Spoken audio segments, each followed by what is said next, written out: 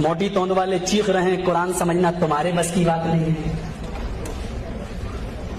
یہ تو سیکھنے کے لیے 18 زبانیں سیکھنا پڑیں گی. یہ تو علماء کے سمجھنے کے لیے آیا ہے.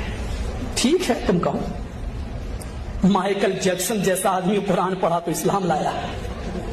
ڈاکٹر امبیڈکر نے قرآن پڑھا تو کہنے پر مجبور ہو گئے. ستر اہنسا کتاب ان کی موجود ہے, اٹھا کر دیکھ لو. صفحہ نمبر 485 پر کیا لکھتے کہ اے لوگوں, بھارت کے اندر تم قرآن کا قانون نافذ کر دو, مجھے منظور ہے.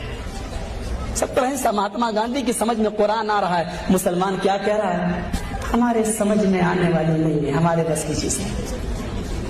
منطق تم سمجھ جاؤ, فلسفہ تم سمجھ لو, انگلش تم سمجھ لو, بھوجپوری گانے تم سمجھ لو, ہندی گانے تم سمجھ لو. ہائے وہ ایسی بدقسمت کتاب صرف اللہ کی کتاب ہی ملی ہے تمہیں جس کو کہہ دو کہ ہم نہیں سمجھ پائیں گے. شرم کرو. مائیکل جیکسن اسلام لایا.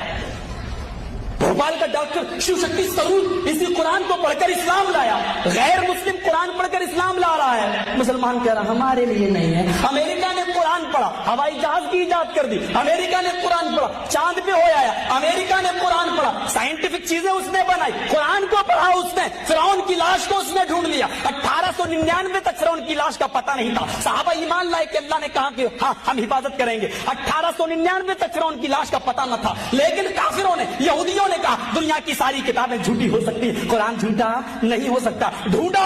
1899 کے اندر انہوں نے ایک فرعون کی لاش کو تلاش کر لیا اور آج بھی وہ مصر کی میوزیم کے اندر موجود ہے. انگریزوں کو یقین, لیکن ہائے افسوس وہ قرآن کو پڑھ کر ایمان لائیں. مسلمان بیچارہ کہہ کہ ہمارے سمجھنے کی چیز نہیں ہے.